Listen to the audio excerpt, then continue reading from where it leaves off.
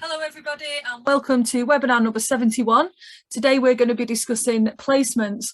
So while the room fills up, I'm just going to ask you to familiarise yourself with the chat. Make sure your settings say send message to everyone, then everyone can join in the chat. And what I'd like to know from you tonight is the usual: where are you in the world? Are you a student? Are you a social worker? What's your kind of area of social work? And also, have you been on placement yet? And if you have, where did you go and what did you think of it? And so I'm just wondering, I'll hand over to Siobhan. I can see you nodding, and I'm going to have a look in the chat. And like I say, any specific questions, Q&A, general question, comment to everybody, pop it in the chat. So when we were planning for this season webinars, I realised that today was the 2nd of the 2nd, 22, and I thought, well, we've got to do something that relates to the number 2.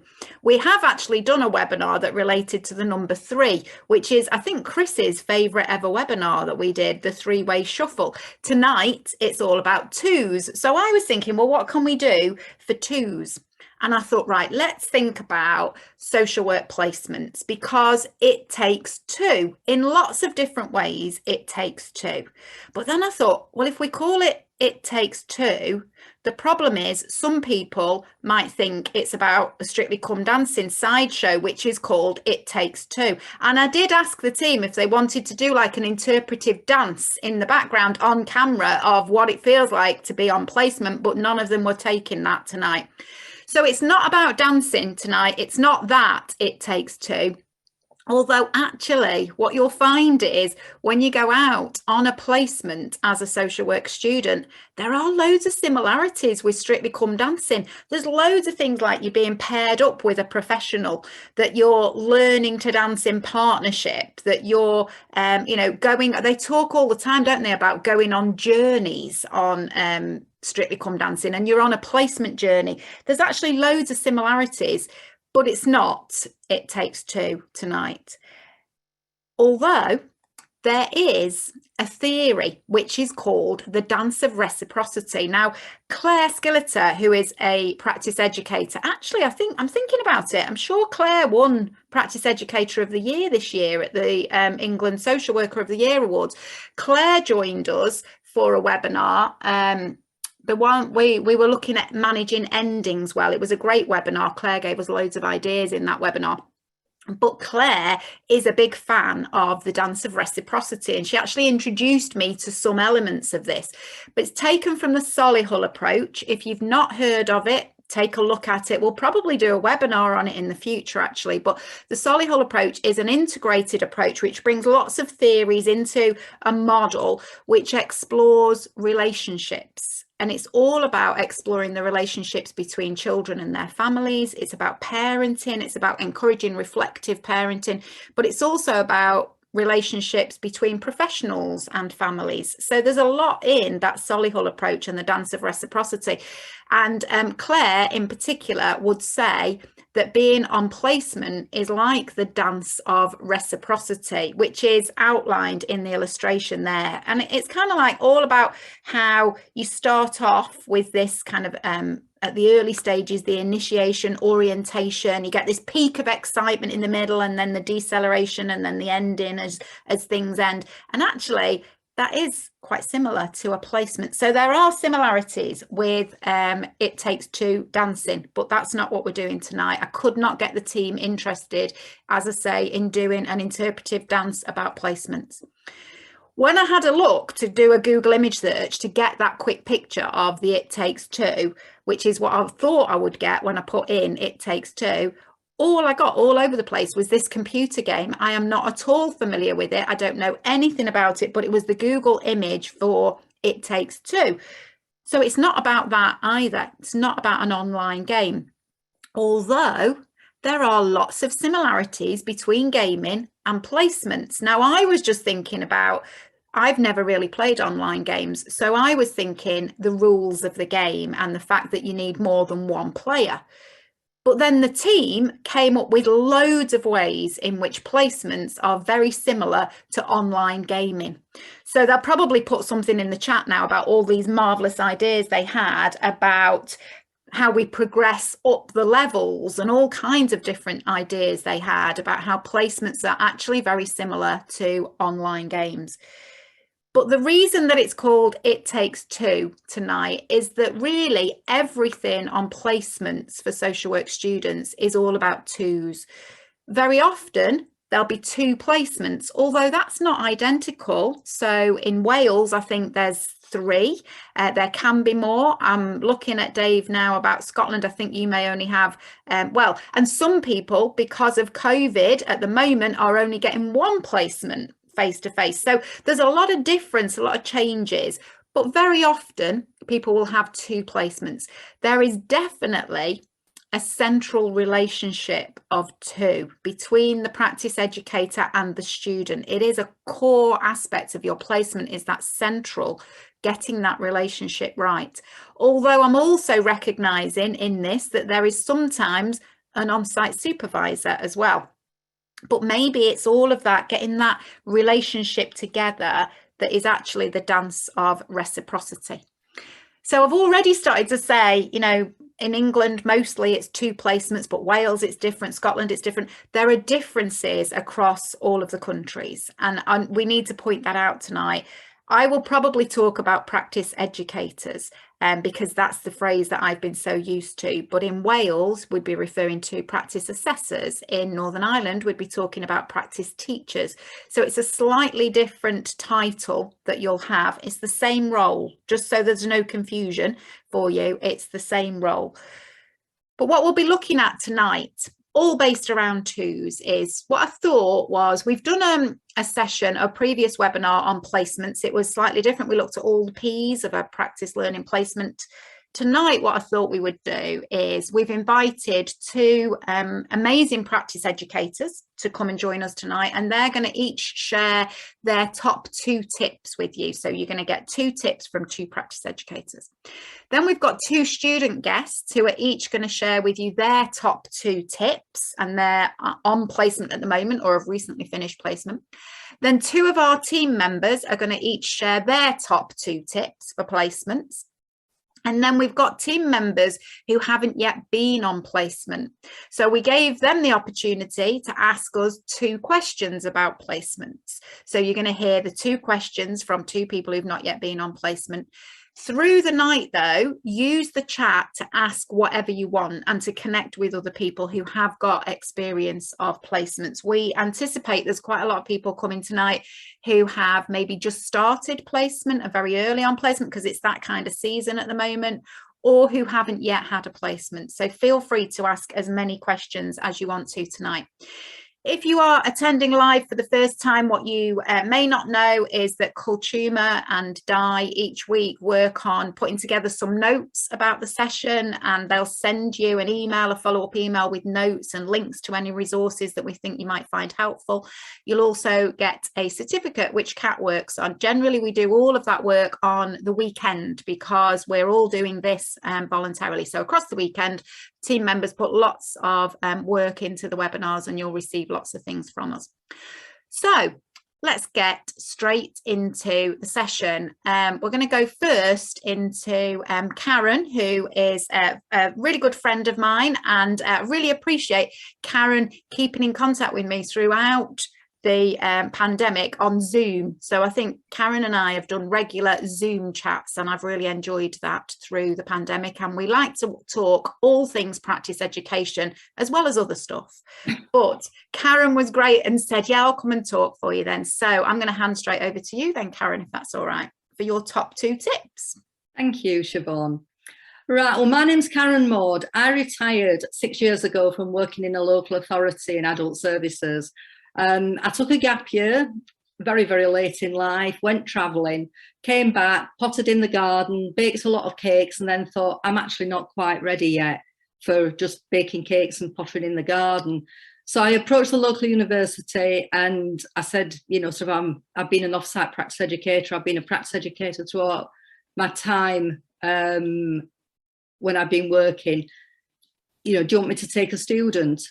And I've ended up, over the last 6 years, I've been practice educator for over 80 students. So it's been quite busy and not quite the retirement I planned. And I keep saying to people, I'm retiring. I'm really, really retiring. But I just enjoy it so much. I learn so much and take so much from every single student that I work alongside. So, you know, I think sort of to start with, what I'd like to say is your placement should be a really positive learning experience, you know, starts to build on all the skills and knowledge from the course. And it's actually starting to put all those skills and knowledge into place, build your confidence and develop all your learning. And my sort of top tip that I would look at, really, my first one is being prepared. You'll get so much out of your placement if you start engaging with your team, you're enthusiastic, you're proactive. But to do that, you've got to be prepared. I know that some of you will be already in placement, but the little bit I'm focusing on, because I've only been given a limited time and I could talk forever, is thinking about sort of how you prepare for placement. And everything that I'm saying, you can translate a little bit further into everything that you need to do on placement. So really, you know, there's a lot you can do before you go on placement and to prepare in placement. My thoughts are sort of, you know, research the organisation, the team you're going into, know where you're going, know what sort of work they're doing, spend a little bit of time reading around that. You know, it might be you're going into an adult care team, have a look at the Mental Capacity Act, look at the Care Act, start going through some of the theories that you've learnt about in, you know, on the course, and start thinking about how they might be relevant in your practice. Read the handbook. And I don't think as a practice educator, we can say that often enough. Please read your placement handbook, know what's in it. The number of times, you know, some students will ask me something which I might know the answer, but have you looked in the placement handbook? Because everything that you need to know about placement, the practical side that links with university, is in that placement handbook. So go through it, look at it. Every single placement is different. At the moment, I've got students from 5 different universities, and the requirements of every one of those universities is different. So you might get into a placement where a practice educator has had a student previously and thinks, oh yes, we've just got to do this and this. But actually that's not what you've got to do, because every university has their own requirements and asks for different things. So just, you know, read that handbook. What I suggest and work with students doing early on is do yourself a bit of a chart or a list of what you've got to do and when you've got to do it. So, you know, you've got your learning agreement meeting, you've got maybe 2 observations, sometimes 3 observations. You'll have a midpoint. Some universities, the student writes the whole of the midpoint report or reflection. Others, the practice educator does it. So know what's expected of you, and don't assume that your practice educator will actually know, unless they're a bit sad like me who reads all these handbooks and can tell you what's in all those practice handbooks. Prepare for your learning agreement meeting or your placement meeting. That's such an important meeting for you. You know, that's about being prepared. Again, I go to learning agreement meetings, and that's what one of the universities that I've had today calls them. And the practice and the placement tutor said to the student, and what are your learning objectives for this placement? And there was just a complete blank look from the student, because they hadn't realised that they were going to be asked questions about their, you know, what they needed to get from that placement. So it's all about you, and being prepared for it will give you the opportunity to have the very best placement. Another little bit I want to just mention is about evidence files and portfolios, because that's often an absolute mystery to everybody.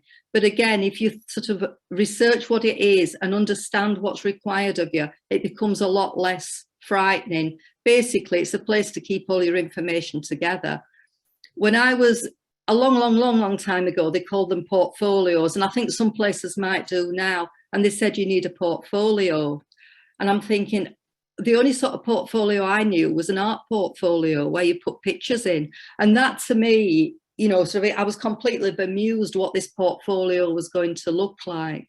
So it's important that you demystify it and think about what information is going to provide the evidence that you're meeting the frameworks you're working to, which is your professional capability framework if you're in England, because I know people have different things in different parts of the world. So again, it's about being prepared for it, getting the groundwork done while you've got that little bit of time in the early days when you're having part of your induction. And the other thing you can prepare is think about life. You know, think about home. What does home look like? Are you going to be working from home? Are you going to be working in the office? How are you going to manage this? Some people have worked before they come into social work. Some people have never worked. I was with one student this morning and she was saying to me she has never worked. She went from school to university. She's done 4 years at university doing a social work degree. And although she's had placements, she's never had the experience of working. So she's never really understood what's expected of working. So it's about preparing yourself for that and preparing your life around that. And when I'm talking about being prepared, one of the things I want you to think about is how that being prepared at the beginning of placement carries forward into placement. You know, plan your time, prepare for supervisions, prepare for your observation, and most importantly, know what's required of you, because all that preparation sits around the very important work which you're doing, which is actually working with people on your placement. So that's my first top tip, is be prepared. I'm going to go on to my second top tip now, which is be curious. And that, excuse me, I'm just going to have a drink of water. That's it. And being curious for me is about having that positive attitude and an open mind. And it's being enthusiastic and curious about everything. Before, when Siobhan asked me about this last week, I actually had a word with a few of my ex-students, and one of them said to me, when I was asking what was her top tip, and she said, make the most of the team, be curious, ask them questions, shadow different people, because everybody's got a different way of working. So it's really good to observe lots of different people to be able to ask all those different questions. You know, be curious when you're taking shadowing opportunities and training. You know, ask the why question. Siobhan will always talk about why, what, why, and how. You know, the why question is really, really important. You know, why? You know, if you're going shadowing with a colleague, ask them why did they do that? You know, or why did they not do something that you thought they might have? So if you were doing a joint visit, you know, why did they approach it that way? You know, you could, as a student, and students often will say, what theory did you use? But actually asking a colleague why they did something will actually get that curiosity going, and it will encourage a much more reflective discussion about what you've been doing, wanting to know why they did it. There's theories and the models and everything else you can unpick later, but actually having those really important why discussions really sort of bring so much into understanding things and give you a much more holistic way of looking at it. And then take that curiosity into your own practice. And again, ask yourself the why question. You know, why are you working with this person? You know, the referrals come through, but why? What's happened in their life that requires you to be involved with them?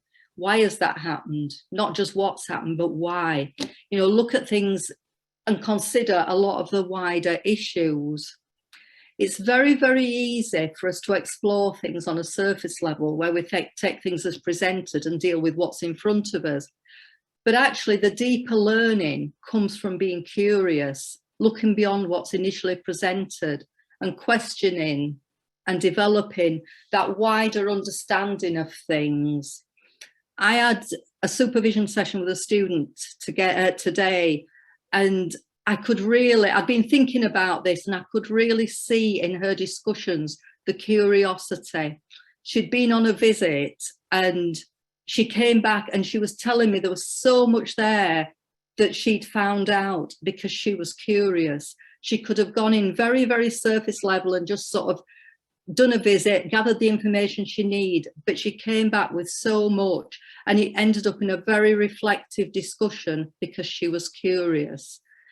So I think it's really important that you use that curiosity in your journals, your supervisions, and your discussions with colleagues. So those are my 2 top tips. Take all the opportunities on offer, be prepared and be curious. You'll get so much out of placement. Thank you, Karen. You fitted loads into 2 tips there, like 2 tips, but there was loads in it. So that was great. And also, I suppose one thing I perhaps should have said at the beginning was people haven't spoken to each other about what their top tips are going to be. And I think there's going to be a lot of similarities run through them, which is actually a really important learning point for all of us.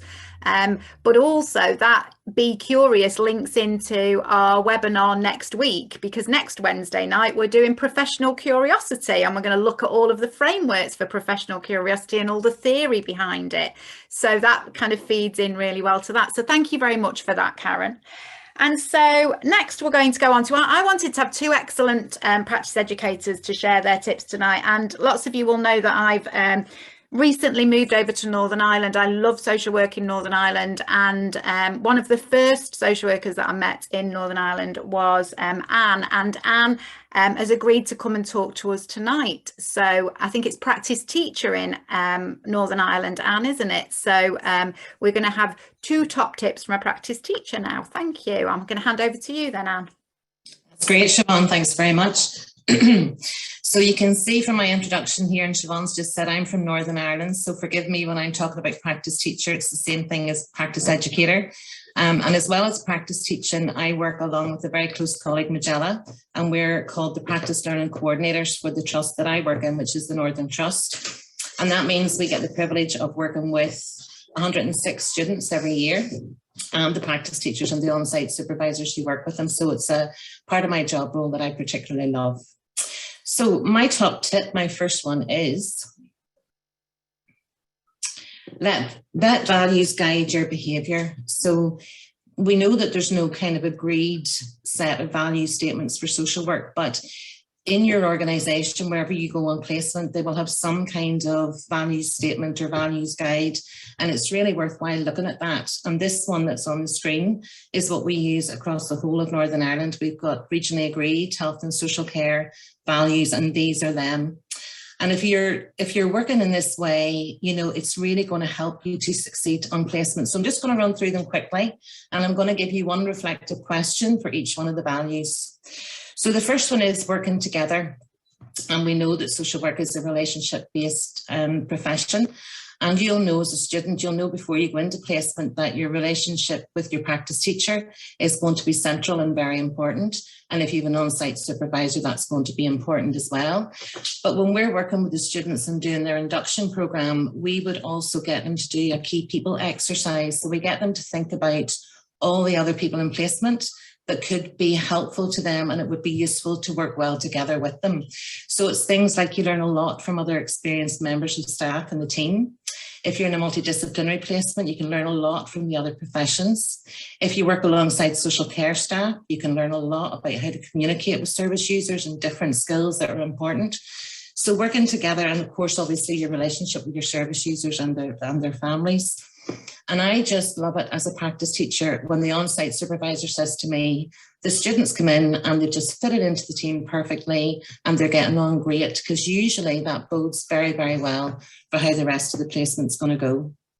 So your reflective question for this one is just ask yourself, do I work with others and do I value everybody's contribution? So that's your first one. The next one then is excellence, and excellence really means committing to be the best that you can be from where you're at right now. Some of you are starting out, doing your first placement, some of you are nearly finished, coming to the end in qualification. So it's about really, as a practice teacher, I think it's important for us to let students know that we aren't actually looking for perfection. We know that you're here to learn with us. And what we're really looking for is progression and growth. So the striving for excellence really is just about you thinking, how could I do things better? And your reflective question around this one is, when you go out to do a piece of practice or you've done something, just come back to the office, or if you're at home on Zoom, like most of us are, just ask yourself, could I do that better? Or how could I have done that better? That's a great question. And also excellence applies to us as practice teachers as well. It's important for us to be asking ourselves, how could I have done that student supervision better? Or how could I do that direct observation better? So excellence is really an important, and just continuous improvement, commitment to continuous improvement is important. The third one is openness and honesty. And we know when you go out and talk to people who use our services, they'll tell you that what they want from social work, two of the key things, is that social workers are open with them and they're honest with them. And again, I really strongly believe this, and I say it at every single practice teacher induction and support session, every single student induction. It's our job as practice teachers to create the right environment to allow the student to flourish. It's not our job to pass them. The student still has to go out and do the hard work that they need to do to be successful, but it's up to us to create that environment where they're going to do well. And modeling that openness and honesty is one of the key things for that. And it's also important, I think, if a student doesn't know what they're doing, that they feel comfortable enough to say to you, look, I know you've explained that to me twice already, but I still don't know what I'm doing. I'm still not confident about this particular task you've asked us to do. And about a year ago, we asked our current student cohort to come up with their top tips for the students coming in behind them. And one of them said, if you don't know, don't go. And I thought that was a brilliant top tip, because that's where it gets dangerous, when you don't know what you're doing and you do it anyway. But you need to feel comfortable enough with your practice teacher to be able to have those conversations. So the question around this one is, am I open and honest in order to develop trusting relationships? And then last but not least is compassion. And in the trust I work in and across the region, it's described as listening carefully to get a better understanding. And Karen's just alluded to it there. If you are compassionate towards the people that you're working with, if you do any kind of life story work, or you take any history from the person that you're working with, it's not hard to tell why they've ended up in the circumstances that they're in front of you as a social work student. So it's really important to be compassionate with the people that we're working with. It's also important, and never more so, I think, to be compassionate towards yourself. And we talk a lot now about self-care within our organisation with the students. And I was actually at a self-compassion course for managers the other morning, and people were giving examples of how they look after themselves. And some people like to read, some people like to walk the dog. One person said they like to watch Netflix. I think it was just one person who admitted that they like to watch Netflix. But anyway, so you need to think to yourself as a student, you know, how am I going to look after myself in this student placement? How am I going to keep myself going? What is it that works for me? And your question there is, do I treat people, including myself, with kindness? So that's my first tip. Really let values guide your behaviour. And my second tip, and Siobhan is a lot of the inspiration for this one, is get yourself a toolkit. So if you had a workman coming to your house to do any kind of a job, they don't appear empty-handed. They bring their toolkit. Sometimes they bring a whole van full of tools. And social work in your career is no exception. And with social work, really, it's based on sort of critical reflection and evidence-informed practice. So me and Magella have spent the last 2 years building the toolkit for students and building a toolkit for practice teachers. We were very lucky to get Siobhan over to Northern Ireland in October 2020, right in the middle of lockdown, but we managed to get her anyway. We just had a window of opportunity, which was amazing.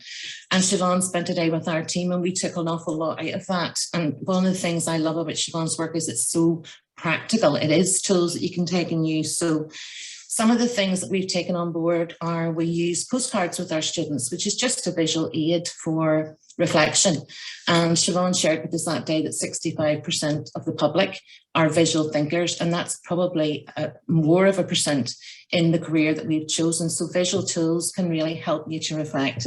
So the students that I work with just pick a postcard that represents how they feel over the week that they've had since they've seen me last. We've done a lot of work on reflective models, and we've introduced an awful lot more reflective models in both the student induction booklet and also the practice learning manual that we've developed. And those are a great tool for you. Siobhan would encourage you to use a wide range of them, maybe use more than one tool with the same piece of practice. And it's like everything else, it's like learning to drive a car. You don't get behind a car once and then rock up for your driving test and expect to pass. So the more you can use those reflective tools, the more it's going to hone your capacity to be reflective, and that's going to be helpful for you. And then lastly, we are running a pilot project in our trust at the minute. The students that have just been with us from August to December, we gave them access to Social Work Connect, and the new students that have just come in now in January, and they're staying with us till May, they've just been given literally 2 days ago access to Social Work Connect. And while we haven't formally evaluated it, we did a focus group with the students who've just left us. And when it came to talking about Social Work Connect, they found it incredibly helpful because you've got your theory library in there, you've got your envelope exercise, and just lots of tips about how to be more critically reflective, which isn't something that necessarily comes easy. So we haven't formally evaluated it yet, but some of the students have said they couldn't have got through placement without it. So think about that, build your own toolkit. There's no excuse at the minute because there's so much free information out there. And any of you who are on this live or who are going to listen to the replay, that's clearly what you're doing because you're coming along tonight to build your own toolkit. So that would be my second tip, build your toolkit and use it. Thank you, Anne. Again, fitted loads in to 2 tips. I absolutely loved your reflective questions, and I'm like jotting them down thinking they're brilliant questions, they're great questions. And actually, I think there's a real tip there for me, something I've not thought of, that if there is you know, a value statement or something within a placement organisation, finding a reflective question for each of those, and students could find their own reflective questions, couldn't they, to guide their reflective journals. And again, we're doing, I think it's 3 or 4 weeks time, we've got one of our webinars just looking at how to keep a reflective journal. So again, we could feed some of what you've shared with us there into that. So thank you very much for that, Anne. So Anne and Karen have shared with us there. They may pop up again later to answer some questions that we're going to have from our team. But the team are telling me in our WhatsApp chat that the chat tonight is going really quickly and that people might be losing elements of answers to questions. So any of you who are here, if you've got a specific question that you'd like Karen or Anne to help you with as very experienced practice educators, put it in the Q&A and Karen and Anne might be able to drop into that. And if not, if there are questions that we've not been able to answer in the session, we'll put those in the, we'll put some answers to those in the follow-up emails. So, you know, use tonight as the opportunity to do exactly what Anne said and build yourself a toolkit. So we've heard from 2 fabulous practice teachers there. What we're going to do now is go on to hear from students. So we've got 2 students sharing with you their top 2 tips. So we're going to hand over to Naz. Are you there? So put your mic on, Naz. I am. Can everyone hear me? Yes, that's great. Perfect. Thanks, Naz. So my name is Naz. I'm a second-year master's student at University of Birmingham. I am part of the COVID cohort. So I actually started during COVID. So now that I'm in my second year, I was able to engage in like my placement. And it's been up and down. My first year of doing my master's is very much academic-based, learning about theory. Now coming to my second year, I was basically trying to apply some of these theories, which leads on to my first tip. So my first tip is to be open when you are struggling, and that is something that I found very difficult to do at first, because being vulnerable, especially when you have a disability or even extenuating circumstances, can be quite, not to say traumatic, but it can be very overwhelming. Sometimes certain cases can be very sensitive and it can trigger some of your own experiences, your own emotions, and you need to be able to talk to someone. So in that respect, I would say go to your practice educator, go to your on-site supervisor, have that transparent conversation, because unless you're not open, they wouldn't be able to provide that kind of support, because no one can actually support you if they're not aware of the concerns or some of the things that are happening. And that's something that I really took personally, because I was going through very extenuating circumstances. And if it wasn't for the support of my practice educator or practice tutor, or had taken a breather away, I don't think I'd actually be here speaking to you today, if I'm honest. So it's refreshing. And I was like, my history, I have lived care experience. So I've obviously had my my positives with social workers. I've had some challenging experience with social workers, and obviously coming into a professional environment, I felt like maybe I shouldn't be as open. But as I went throughout my placement, it's through the conversations with my practice educators and my tutors and my university, I realized like being vulnerable or having a disability isn't really a disadvantage. It just means that you probably need more support, and that's okay, because placement is a learning opportunity. It's not just a place where you're just working for the experience.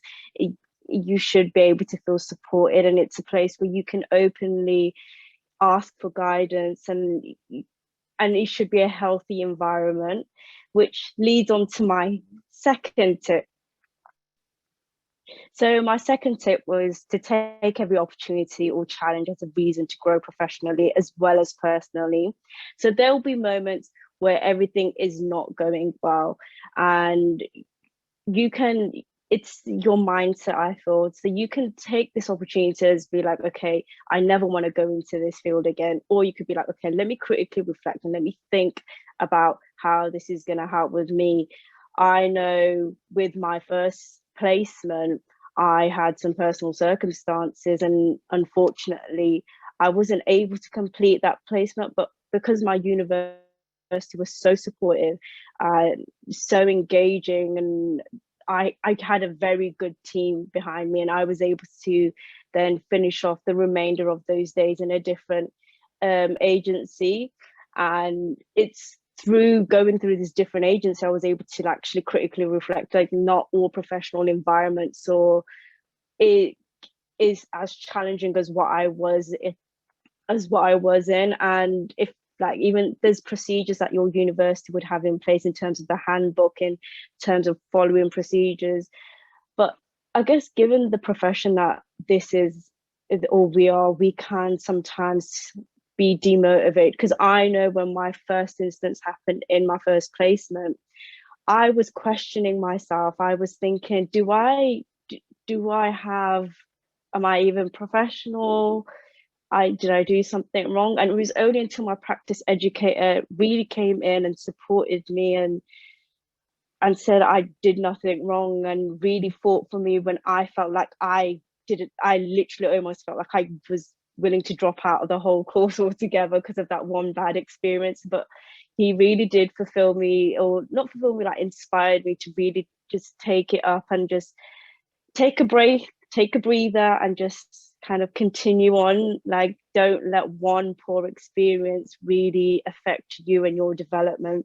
Because when I think about it, coming from care, this is such a great, like, I've come so far and I've dealt with so many things, and I should be more confident. But confidence grows through experience, and you can't let every circumstances really bring you down. And if you need to take that time out, you should take that time out, and you should be open with your practice educators and tutors and access whatever support you can if you feel vulnerable. Because in those spaces you need to be able to think, okay, I need to put myself in the best place. I need to make sure I'm okay. I need to make this opportunity work for me. So when I went to this new placement to complete the remainder of my days, I have never felt happier. I was in a better mindset. I was refreshed. I was working with clients again, and I was happy to engage with clients again. I didn't doubt my capabilities, and it really reinstalled my confidence again. But I'll lead the conversation back to Siobhan. And thank you once again. Thank you, Naz. Thank you for sharing that. There's such a lot of wisdom in what you shared there, Naz. That was great. But also for me, really demonstrated how your tips and the tips we've had from practice educators actually start to come together, because as Anne was talking about the need to be kind to yourself and that whole thing about being self-compassionate, and I think what you demonstrated there was where there are challenges in learning, that can actually be a really difficult thing to do, but you following processes and procedures and knowing the handbook, which is what Karen said, really helped you to do that. So there was such a lot of wisdom in what you shared with us there, so thank you very much for that, Naz. And then we're going to go to our second student guest of the evening, and that's Melissa. So I'm going to, if I can move the slides on, Melissa, I'm going to hand over to you. Hi everyone, delighted to be here this evening. I'm Melissa and I'm a second year student studying social work at Queen's University in Belfast. I am just back on campus from finishing my first placement, which was in older people's services. And this evening, Siobhan has invited me along to share my 2 top tips from placement. So my first tip, tune into your placement. This is so important, and throughout your whole training process, you're going to hear, oh, tune in, and you're kind of thinking, gosh, is this something that passes? Is this something that I just do at uni and that's it? But it actually becomes a way of practice and a way of life in everything that you do. And I would certainly encourage you to apply that to your placement experience, especially upon your allocation. So ask yourself 2 questions. How are you feeling about your allocation? What's your feelings surrounding it? Are you happy with it? Are you not happy? And could those feelings have implications for your practice? I'm going to draw on my own placement experience to elaborate a bit on this point. Initially, I felt really disappointed with my allocation, and it was really critical that I explored those feelings and their origins. Whilst tuning in, I soon realised that I had subconsciously been influenced by prejudice and stereotypical attitudes that I didn't even realise I had, that had stemmed from ages and which is realistically deep-rooted within our society. I had all sorts of bizarre ideas, such as assumed incapacity, the service user wouldn't be able to do anything for themselves, and I had this idea that I would be making decisions for them, and it couldn't have been any further from the reality. And thankfully, these assumptions were quickly challenged on the commencement of my placement. It has been a massive learning curve for me, and I've spent a lot of time reflecting on that. However, as a word of advice, I would say we need to be aware of these things before the commencement of placement to ensure our practice is ethical and person-centred, as opposed to finding out during or after. And one way to do that is to tune in. So I definitely encourage you to take time to critically reflect on your feelings of your allocation and even make a journal entry about it. And that will be super helpful, in the future, because that could be the blueprint for a really strong reflection for your reflective piece down the line. My second tip is be clear of whose agenda you're meeting. So throughout the duration of your placement, you'll be asked to complete various pieces of work by your practice teacher, by your on-site supervisor. They could be written pieces of work. They could be formal assessment through the direct observation of practice. Nonetheless, I'd encourage you all to be mindful that whilst we have all got goals to meet, boxes to tick to pass our placements, we need to ensure that everything we do is in the best interest of the service user and that they remain at the heart of practice. So ask yourself, whose need is this piece of work meeting? Am I doing this because it'll look great in my portfolio and will tick loads of boxes off my matrix and give me plenty to talk about in my reflective piece? Or am I completing actually a high quality piece of work with a purpose that will positively contribute to the life or lives of the service user or service user group? And the answer obviously should always be the latter. Everything you do should be in the best interests of your service user. And quite often you will find that you are inclined to maybe, for example, want to do some life story work with someone who had a really fascinating history and a really rich career and lots to write about. But whenever you start to plan that and you start to get to know that person, you could realize that that's possibly not ethical for that person for a number of reasons. So just always be conscious of why you're doing it and whose best interest it's for, because you will have plenty to reflect on and plenty to write about. So those are my 2 top tips for placement. Thank you for listening, and I'll hand you back to Siobhan. Thank you so much for those, Melissa. I think they were great top tips. And I think both what you and Naz both gave us there was almost like a really kind of a masterclass in how to do a reflection, really. Because as I was listening to you, I was thinking I could read this I could almost feel myself reading your reflections. And I think that second top tip says so much about you as a practitioner and that keeping people right at the heart of practice. I think that was a beautiful top tip. So thank you very much for that. So we're going to go on now to our own team members. So we've got 2 of our team members. I think one is currently, I think Kelly, you're currently on placement, aren't you? And I think Brett has just finished placement, and you're going to give us your top 2 tips. So it's over to you, Kelly. Okay, so my 2 tips. So the first one, they're in a different order to what they thought they were. That's thrown me. So my second tip is something that Karen already discussed. So it would be research the area that you're going to do your placement in. So see what it is that you already know, or what you think you know about where you're going to go and maybe that type of work. And then what you've done already that can contribute to that, but then also what gaps do you have? Because that'll give you a really good starting point to kind of what you might need to learn, what you don't know. So kind of do that, I would say, right at the start, because I think, a lot of us would say that placements start off quite quiet and you have time for your online learning and you have time for lots of things, but as they get busier, you often don't have time to kind of think, what is it I really need to learn? What don't I know? So do that before you even start if you can. And then the kind of other thing is about talking about any additional needs that you've got. So similar to what Naz said, if you need support, be open and honest about that. And, if you have a learning support plan or whatever your university calls it, then be open and honest about that. So I don't know about everybody's university, but at my university, we can choose to disclose the information or not choose to. So they always give us a choice on whether we speak about, whether we pass any learning needs onto the placement, but they always recommend that you do. And I would say my experience, it's been really, really important that I've passed, my learning needs onto the placement. And I think it's a little bit more complicated than just saying, I have dyslexia or I have ADHD or, whatever it is that you struggle with, because often people have ideas in their head of what that means.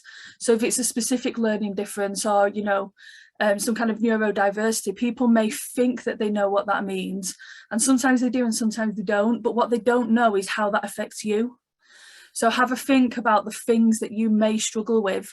And it does sound like a strange thing to say, because you're expected to know what you need to know before you even know what you're going to be doing. But if you can think more in general terms, what are the things that you struggle with? Do you think you might struggle with sensory issues? Do you need to consider where you might sit? Do you need to consider when you take the breaks? Do you need any additional software? If you have additional software on your laptop that you use for university, it may be that you need a different laptop when you go on placement, one that has been provided by the organisation. So kind of check that out. If you need some software that reads things to you or, makes the screen a different colour or something like that, is that compatible? Because they're things that take a long time often to set up in organisations. So think about what it is that you might need to address your additional learning needs and be upfront and honest with that. If you think it's going to take you longer to read things or to process things, say that. If you think that, you may struggle with numbers or sequencing or prioritising tasks, if you think you're going to struggle with that, and if your strategy is to do that in a quiet time or to do that in like an uninterrupted block, You know, does your manager know that? You know, can you put that in your diary so they know that you need to concentrate on that? Because it could look like you're just, you know, not paying attention, or you're being rude, or you're forgetting things. You know, if you need things explaining to you a couple of times, if you need to ask lots of questions, be upfront about that. You know, I may ask you lots of questions, or I may need the information written down instead of just somebody saying it in a team meeting or walking past you.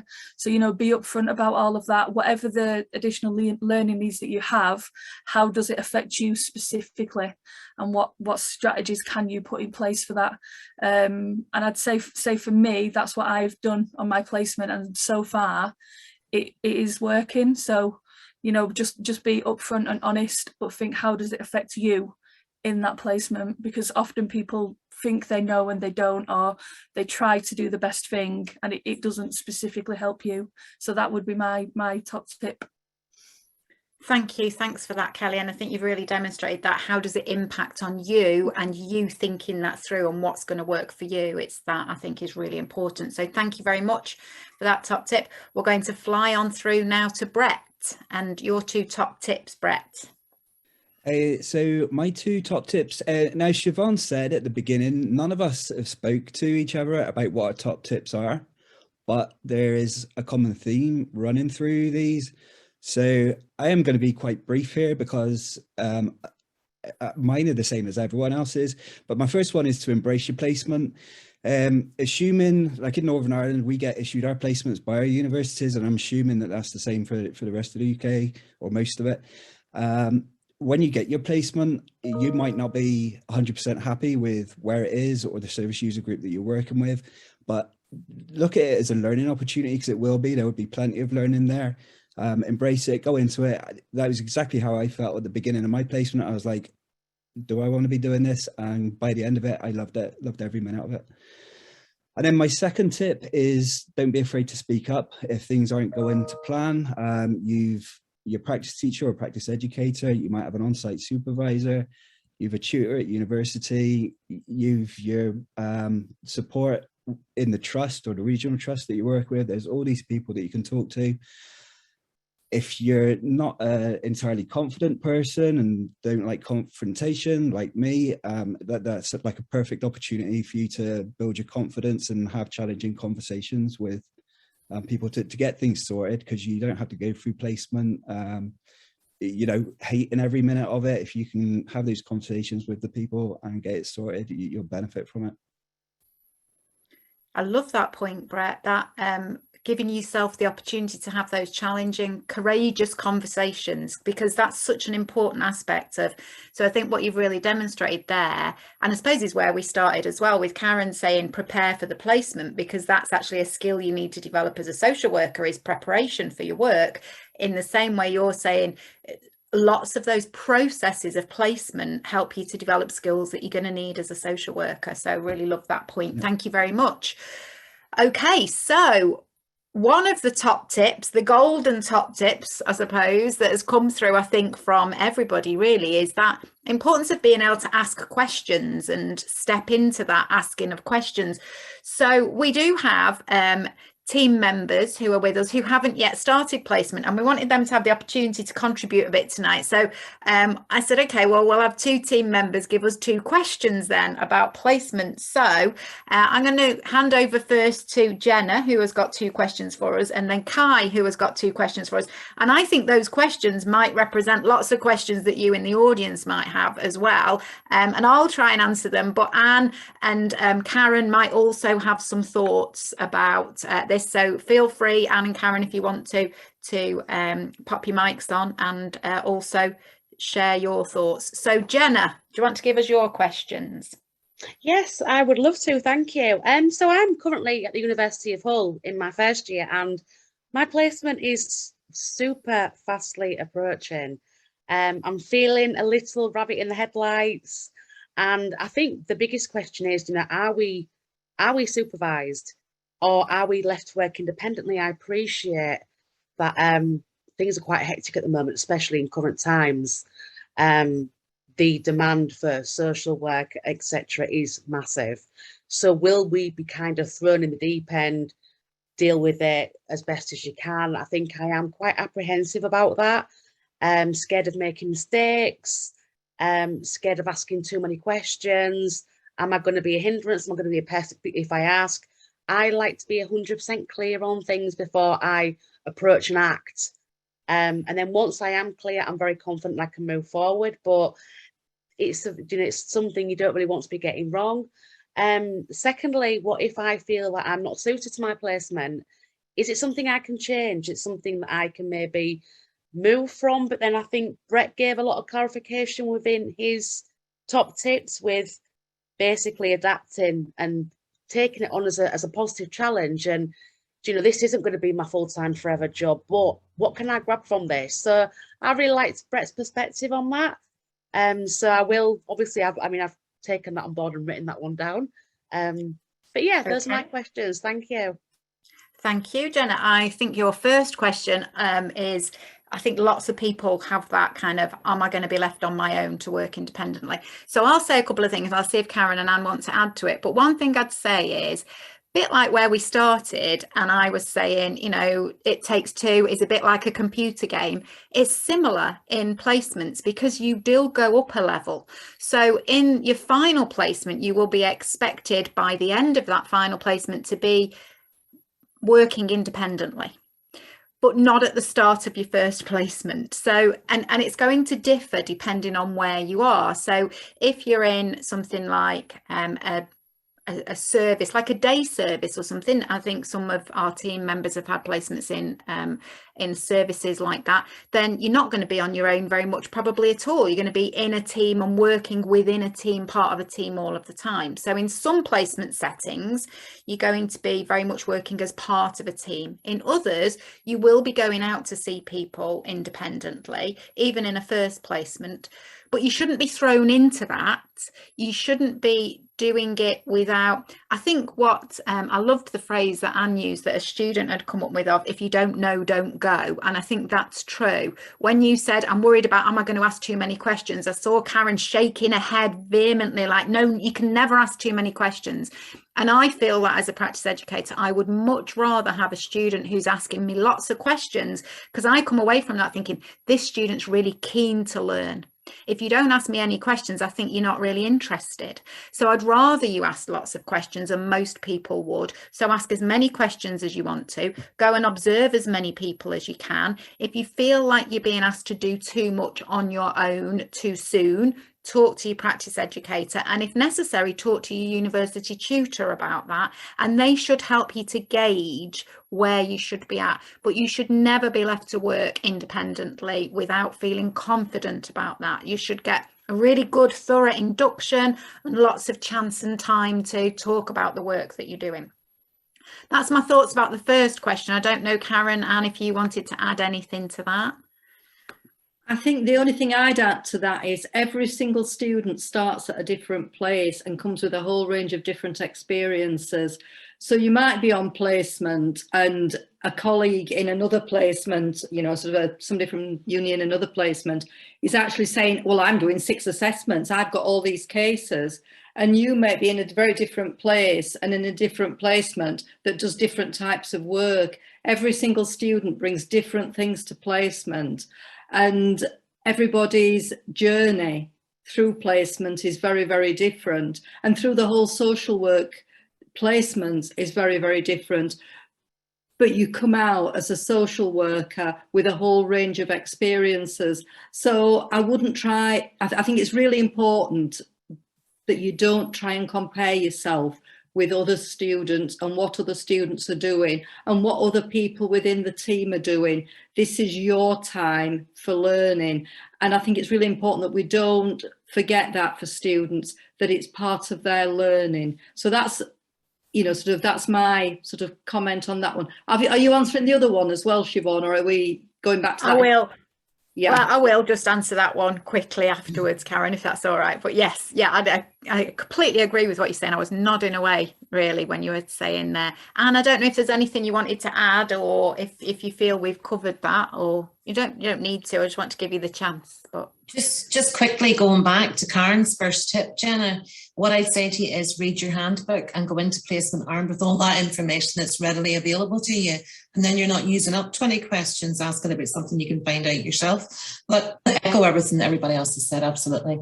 Just ask. Absolutely. Yeah, actually, I think that's a really handy hint, Anne. I absolutely love it when students ask lots of questions, but not if they're asking me questions that I think, well, you could read that in the handbook. You know, I'm going to have to go and look in the handbook to get the answer. So please go and find that for yourself. I think that's true. I'm sure you wouldn't be asking those kinds of questions though, Jenna. And then the other one, what if you don't feel suited to the placement? Can you change? I think, as you said, Brett shared that with us. I think also Melissa saying just tune into that placement and just think about what you could get from the placement. I know lots of students who say, oh, I never wanted to go there.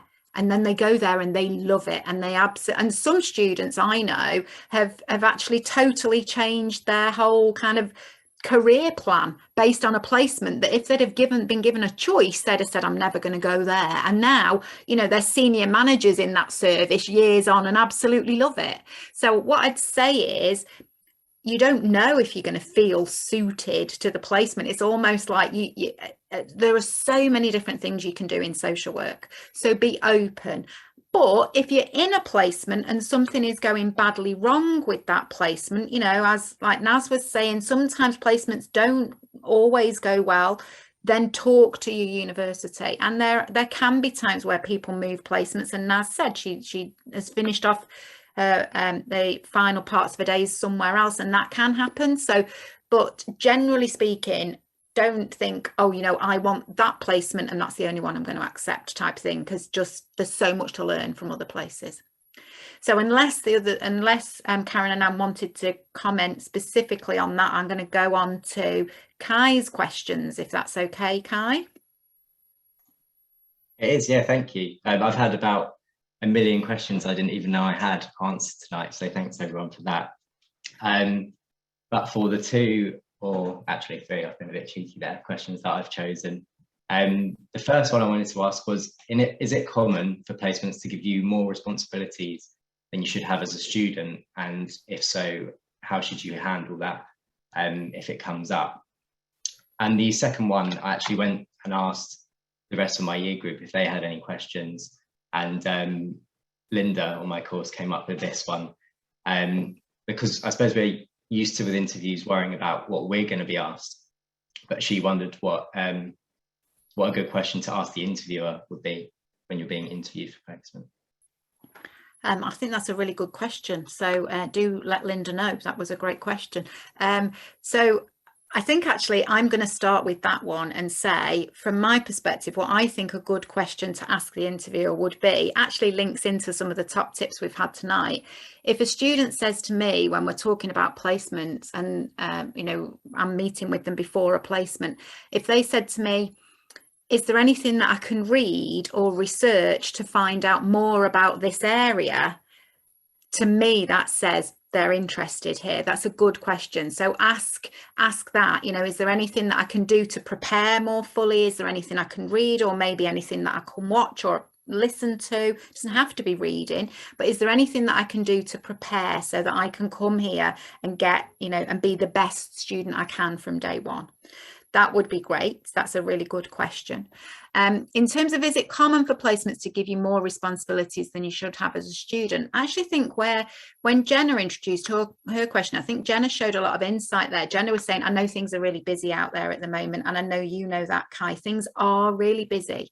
And I think there are some placement teams, undoubtedly, where there'll be not necessarily the practice teacher, but perhaps the manager of the team thinks, oh, there's another pair of hands coming in here, I could get them to do this, or that can happen. But I tell you what normally happens, and how it can be that students end up almost with too much to do, is because you feel like you can't say no, and you don't want to say no because you want to learn. And then all the different team members think, oh, this would be a good opportunity for you. Then another team member says, oh, this would be a good opportunity for you. And you end up with 10 different team members all giving you ideas of things you can do, and you don't want to say no, and you end up with too much.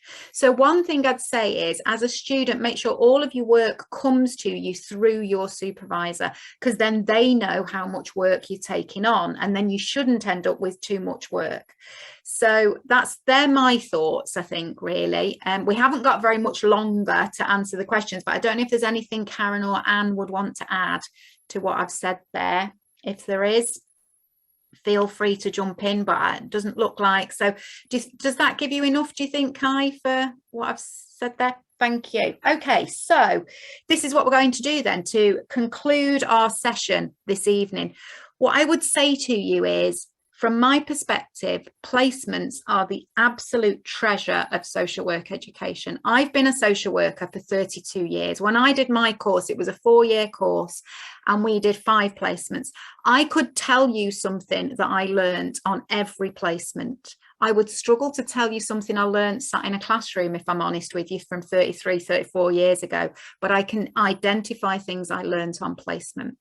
So it means you have to invest in it. The treasure is there, but you have to invest in that placement.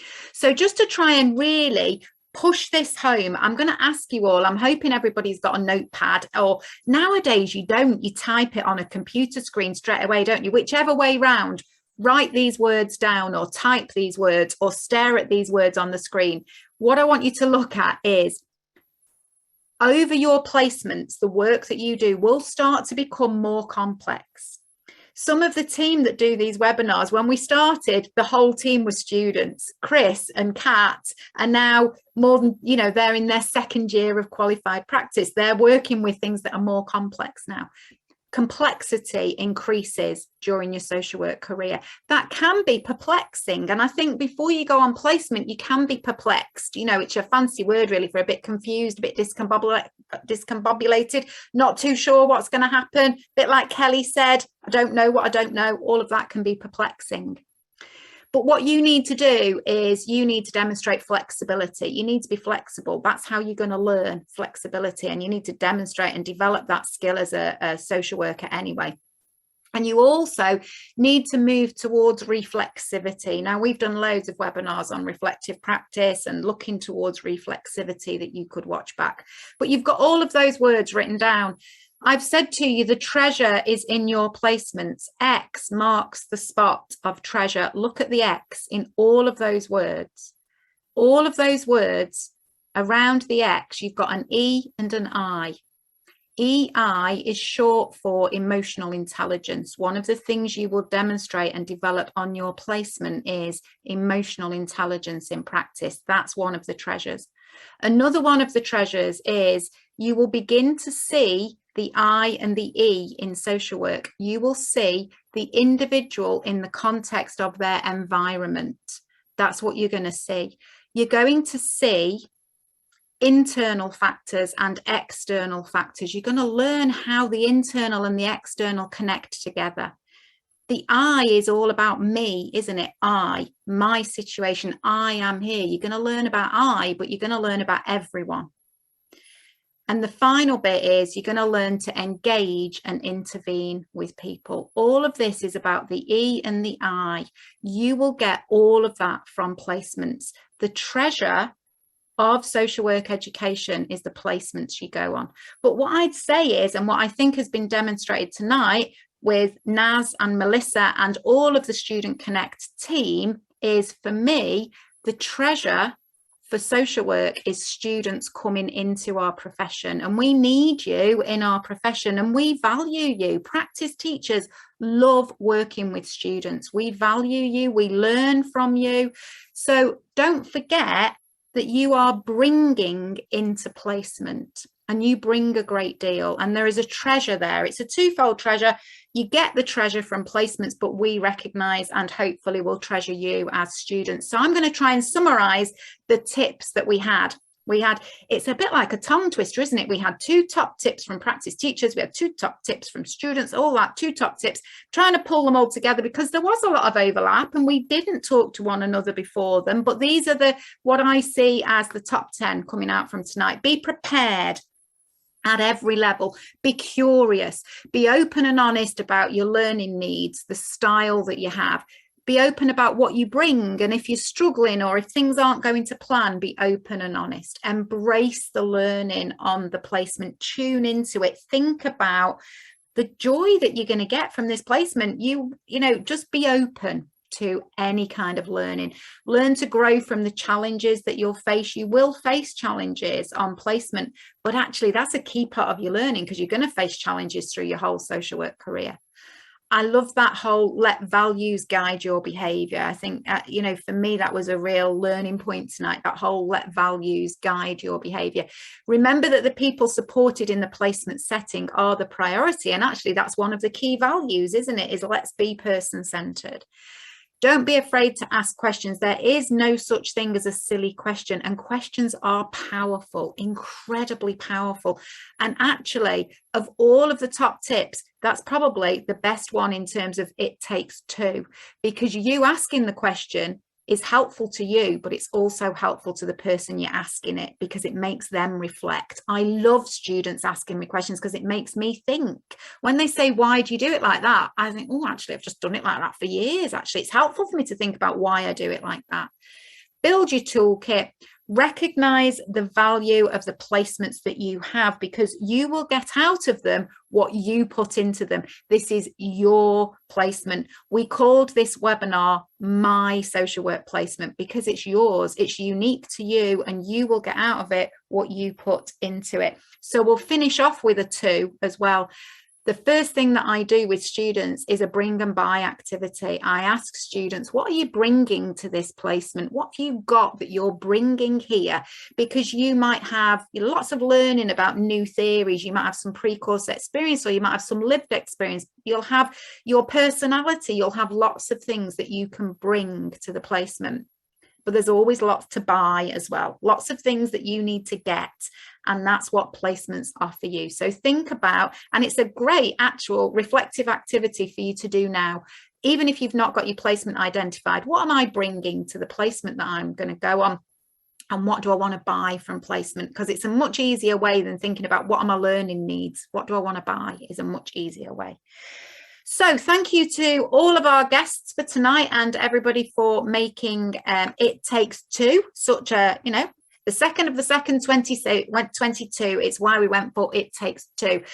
We've got lots of fabulous sessions coming up. I know the team usually put the link in the chat for you so that you can register straight after tonight's session if you want to. Next week's, I think, is going to be particularly useful. I'm really looking forward to thinking about professional curiosity. We've got a guest, Yvonne, coming to share with us about professional curiosity, and I'm going to talk through some of the key elements of the what, why and how of professional curiosity.